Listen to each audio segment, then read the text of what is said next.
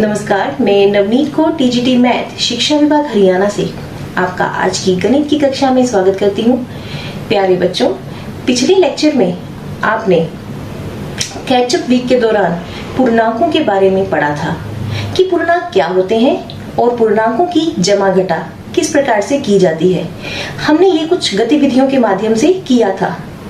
आज उसी लेक्चर को कंटिन्यू करते हुए क्लास 7th का चैप्टर 1 पूर्णांक के बारे में हम पढ़ेंगे। बच्चों, आप पूर्णांकों की जमा घटा के बारे में परिचित हैं, तो चलिए पूर्णांकों की जमा घटा से आरंभ करते हुए हम पूर्णांकों की गुणा भाग और उनके नियमों पे चर्चा करते हैं। पवन के पिताजी घर में कुछ मिठाई के डिब्बे लाए, जिसमें प्रत्येक डिब्बे में 6 मिठाइयाँ थी। आप देख सकते हैं स्क्रीन में, प्रत्येक डिब्बे में 6 मिठाइयाँ थी। अब यदि पवन के पिताजी कुल 5 डिब्बे लेकर आए तो प्रत्येक डिब्बे में 6 मिठाइयाँ थी, तो कुल कितनी मिठाइयाँ थी? आपको काउंट करनी है, कुल कितनी मिठाइयाँ थी आपको ये बताना है। तो देखिए, आपके पास 5 डिब्बे शो हो रहे हैं।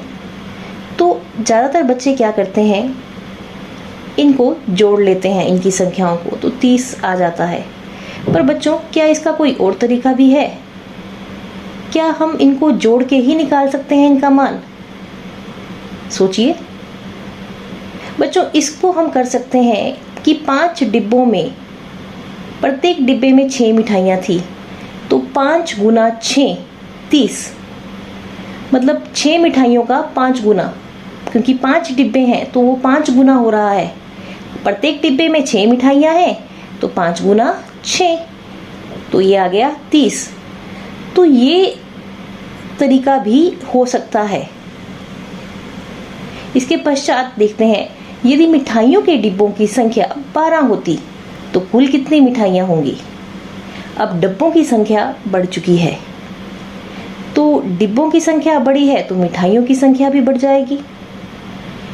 तो क्या अब इसे हम जमा करके कर सकते हैं? जी, हम इसको जमा करके कर सकते हैं, पर इसमें समय बहुत लगेगा। देखिए, अगर हम 6 जमा 6 जमा 6 जमा 6 12 बार जोड़ें तो इसमें बहुत समय लगता है। परंतु यदि हम 12 डिब्बों की संख्या को प्रत्येक मिठाई की संख्या से गुना कर दें, यानी प्रत्येक डिब्बे में 6 मिठाइयाँ हैं और कुल 12 डिब्बे हैं, तो 12 गुना 6 72 आता है, 12 6 72। तो इसमें समय हमें कम लगा। यदि हम इनको जोड़ते तो हमें समय ज़्यादा लगता। और अब मान लेते हैं कि डिब्बों की संख्या इससे भी ज़्यादा है, तो क्या जोड़कर गिनना आसान रहेगा? देखिए, अब इसमें डिब्बों की संख्या बहुत ज़्यादा हो गई है। पिछली बार 12 डिब्बे लिए गए थे तो 6 को 12 बार जोड़ना फिर भी आसान था, परंतु इस बार आप देख सकते हैं 30 डिब्बे लिए गए हैं, तो 6 को 30 बार जोड़ना ज़्यादा आसान नहीं होगा। देखिए, आप जोड़ सकते हैं, पर कैलकुलेशन में आपको टाइम लगेगा। तो आप इसमें बजाय इसको जोड़ने के, यदि डिब्बों की संख्या ले लें और प्रत्येक डिब्बे में कितनी मिठाई है उसको गुना कर दें, तो ये ज़्यादा अच्छा रहेगा। आप देख सकते हैं, अगर हम इनको जोड़ने बैठते हैं तो हमें बहुत समय लगता है, और अगर हमें सिर्फ डिब्बे काउंट करने हो 30 और उसकी प्रत्येक डिब्बे की मिठाई को गुना करना है 30 गुना 6 तो 180, तो कितनी ही जल्दी ये आंसर आ जाता है। तो इसके लिए गुणा का मेथड सही रहेगा। तो इसमें हम 2 धनात्मक पूर्णांकों को गुणा कर रहे हैं। अब आप पिक्चर में देख रहे हैं, एक दुकानदार है, राम एक दुकानदार है। वह अपने बैंक अकाउंट में अपने इनकम से हर हफ्ते 2000 जमा कराता है। हर हफ्ते 2000 जमा कराता है। तो यदि 4 सप्ताह लगातार उसने पैसे जमा कराए तो 4 सप्ताह बाद उसने कितने पैसे जमा कराए, मतलब उसके अकाउंट में 4 सप्ताह बाद कितने पैसे थे? प्रत्येक सप्ताह वो 2000 रुपये जमा करा रहा है, तो उसने 4 बार 2000 रुपये जमा कराए, तो 2000 का 4 गुना यानी 8000। अब राम हर महीने 6 बार 500 रुपये निकलवाता है, तो वह इसे किस प्रकार ज्ञात करेगा कि उसने कुल कितने रुपए निकलवाए? ध्यान दीजिए, वो 500 रुपये निकलवा रहा है बैंक से, तो जो राशि राम बैंक से निकलवा रहा है उसे हम ऋणात्मक पूर्णांक से दर्शाएंगे, क्योंकि वो वह राशि निकलवा रहा है। अगर वो बैंक में जमा कराता है तो धनात्मक पूर्णांक से दर्शाओगे, पर अगर वो बैंक से राशि निकाल रहा है तो ऋणात्मक पूर्णांक से। तो हर बार उसने 500 रुपये निकलवाए तो -500 हो गए, तो -500 गुना 6, क्योंकि उसने 6 बार पैसे निकलवाए हैं। बच्चों, इसमें एक चीज ध्यान दीजिए कि हम 500 गुना 6 करते हैं तो 3000 आता है। 500 गुना 6 करते हैं तो 3000 आता है। परंतु यदि हम 500 माइनस के साथ लगा के फिर 6 करें, यानी -500 गुना 6 करें, तो उत्तर क्या आएगा? क्योंकि इसमें एक ऋणात्मक पूर्णांक आ गया है। बच्चों, इसमें -3000 आएगा, क्योंकि वो राशि उसने निकलवाई है तो उसके बैंक के अकाउंट में से वो राशि कम हो गई है। तो ये जो हमने गुणा इसमें की है, ये पूर्णांकों की गुणा है। धनात्मक पूर्णांकों की गुणा से हम परिचित हैं, परंतु ऋणात्मक और धनात्मक और ऋणात्मक पूर्णांकों की गुणा से हम परिचित नहीं हैं। तो आगे हम इन्हीं नियमों पे चर्चा करने वाले हैं। पूर्णांकों की गुणा भाग हमारे दैनिक जीवन से संबंधित है, इनका कहीं ना कहीं हम उपयोग करते हैं। हमने अभी 1-2 एग्जाम्पल लिए हैं, ऐसे बहुत सारे एग्जाम्पल होंगे। तो चलिए देखते हैं कि पूर्णांकों की गुणा भाग के नियम किस प्रकार से बनते हैं और उसके पश्चात हम उन पर आधारित प्रश्न करेंगे।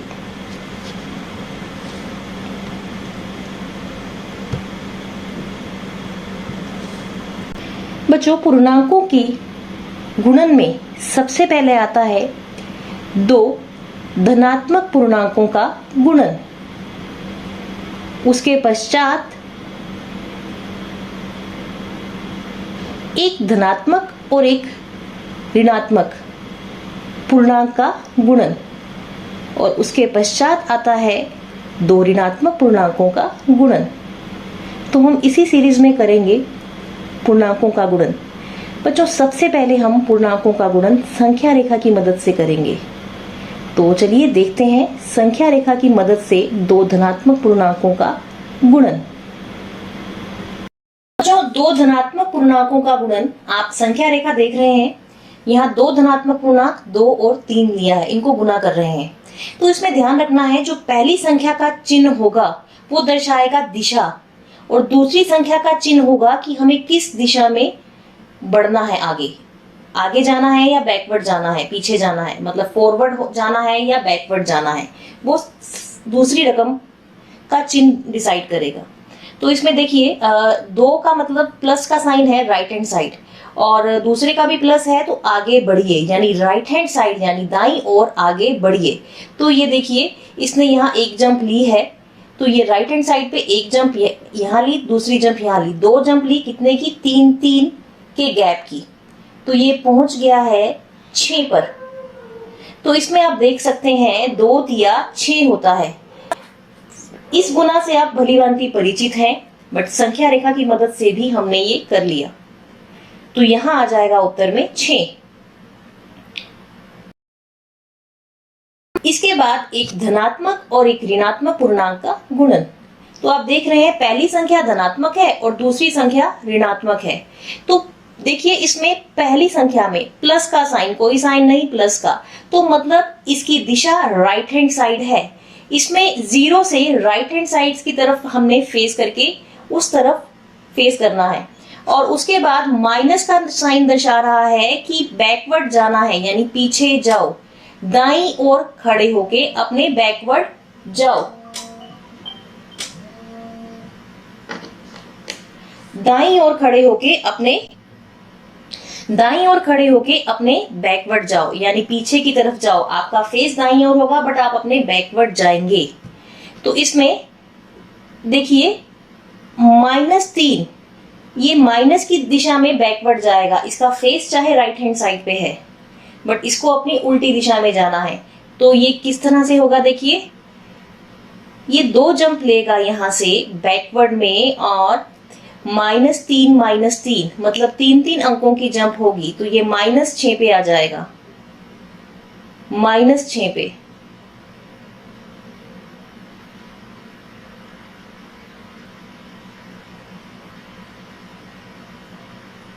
तो देखिए, एक धनात्मक और एक ऋणात्मक पूर्णांक का गुणन एक ऋणात्मक संख्या आई है, यानी -6 आया है।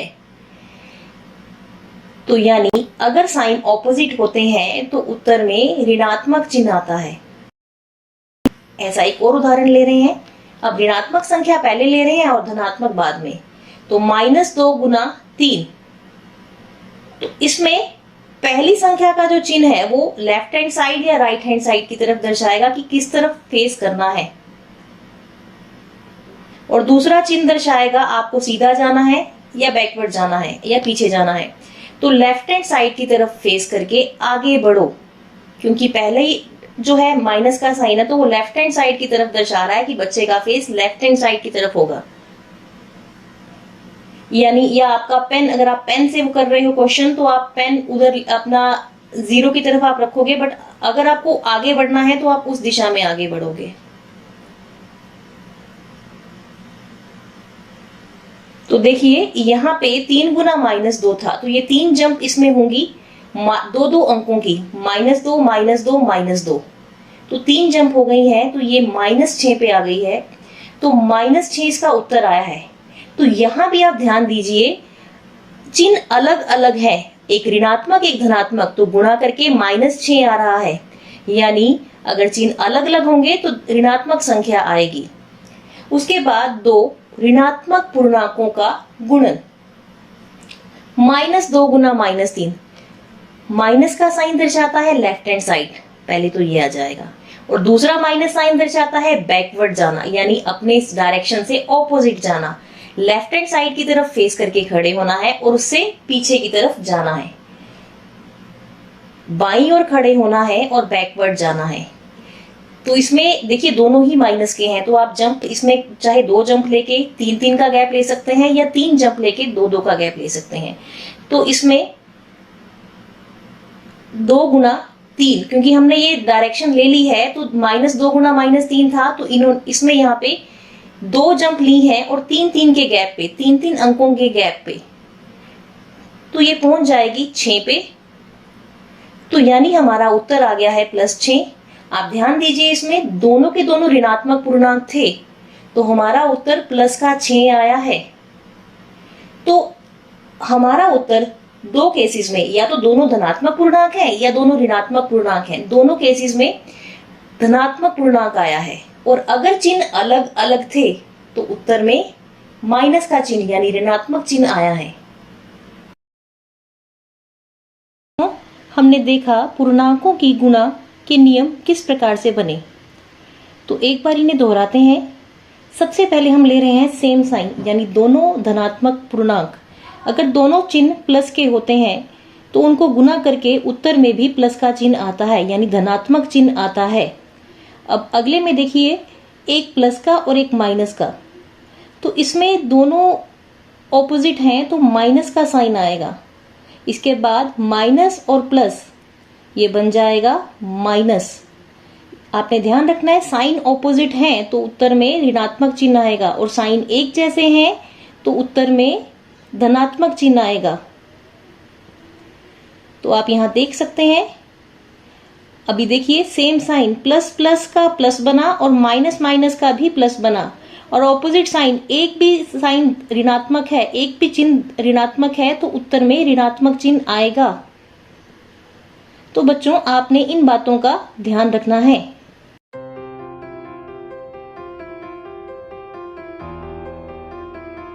तो अब हम करेंगे कि यदि ऋणात्मक पूर्णांकों की संख्या 2 या 2 से ज्यादा हो तो हम उसे कैसे हल करते हैं।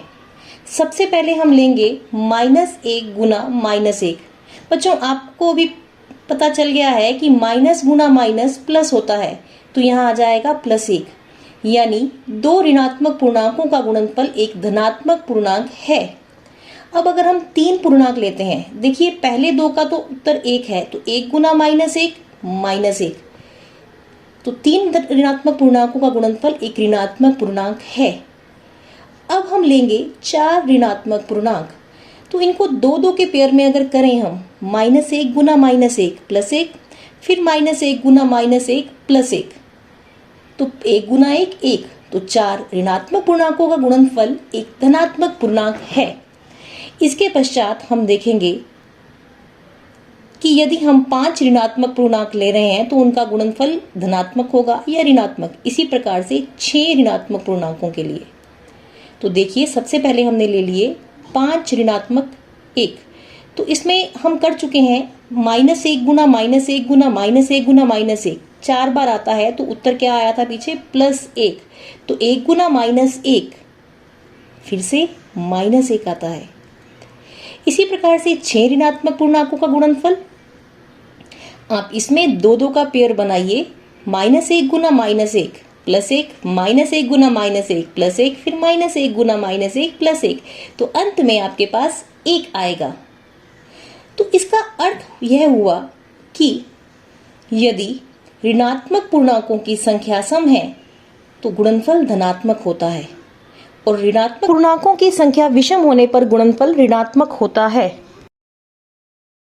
बच्चों, अभी आपने देखा कि पूर्णांकों की गुणा संख्या रेखा से किस प्रकार से की जाती है। अब इसके पश्चात अब हम करेंगे पूर्णांकों का विभाजन, पूर्णांकों की भाग, कि 2 पूर्णांकों को किस प्रकार से भाग किया जाता है। बच्चों, पूर्णांकों के लिए भी सेम नियम है जो पूर्णांकों की गुणा में है। इसका अर्थ है कि यदि हम 2 धनात्मक पूर्णांकों को भाग कर रहे हैं तो उत्तर में भी धनात्मक पूर्णांक आएगा, और यदि हम एक ऋणात्मक पूर्णांक को धनात्मक पूर्णांक से और धनात्मक को ऋणात्मक से भाग कर रहे हैं तो उत्तर में ऋणात्मक पूर्णांक आएगा, मतलब चिन्ह अलग अलग होंगे दोनों संख्याओं के, तो उत्तर में माइनस का चिन्ह आएगा। और अगर दोनों ही ऋणात्मक हुए तो उत्तर में प्लस आएगा। इसका अर्थ है यदि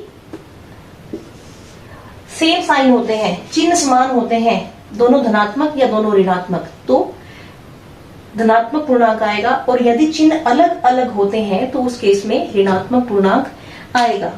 तो बच्चों कुछ क्वेश्चन देखते हैं।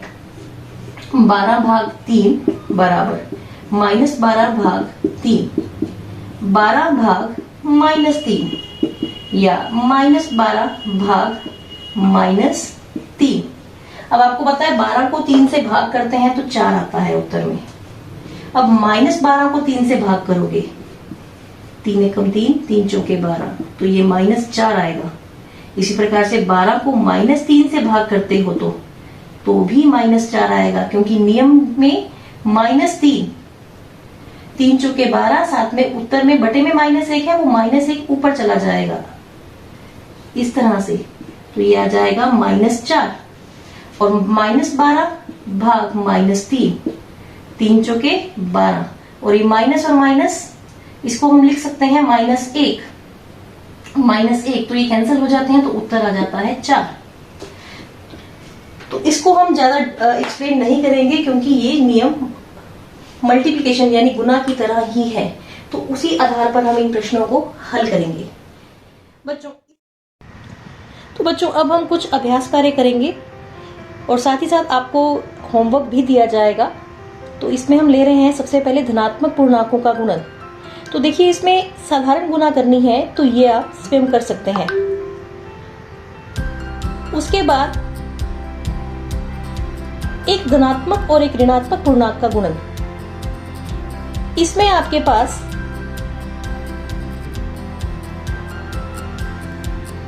जो 2 संख्याएं दी हुई हैं, एक धनात्मक है एक ऋणात्मक है, 5 30, साथ में ऋणात्मक चिन्ह आ गया है, क्यों? एक धनात्मक संख्या है एक ऋणात्मक है।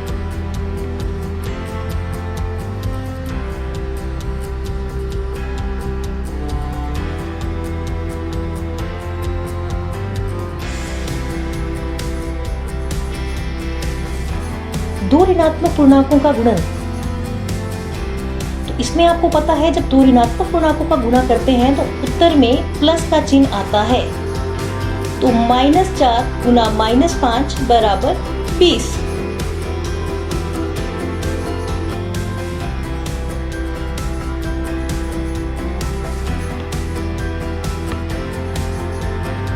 तीन अथवा अधिक पूर्णांकों का गुणनफल। अगर हमारे पास 3 या 3 से ज्यादा पूर्णांक दिए हों तो हम गुणनफल किस प्रकार से, जो संख्याएं दी हुई हैं -4 गुना -2, इनको गुना करके पहले 8 आ जाएगा, उसके बाद गुना 7, 8 को 7 से जब गुना करते हैं तो 56 आ जाता है। बच्चों, ऐसे बहुत सारे उदाहरण आप घर पे बना सकते हैं, अपनी गणित की पुस्तक से ले सकते हैं और उनको हल कर सकते हैं। इसके बाद अब हम करेंगे पूर्णांकों का विभाजन। देखिए, इसमें एक ऋणात्मक और एक धनात्मक संख्या दे रखी है, तो 45 को 3 से भाग करते हैं तो 15 आता है और साथ में ऋणात्मक चिन्ह करते हैं। आशा करती हूँ आपको ये सब समझ आया होगा और आप घर पे भी इसका अभ्यास करेंगे। Thank you.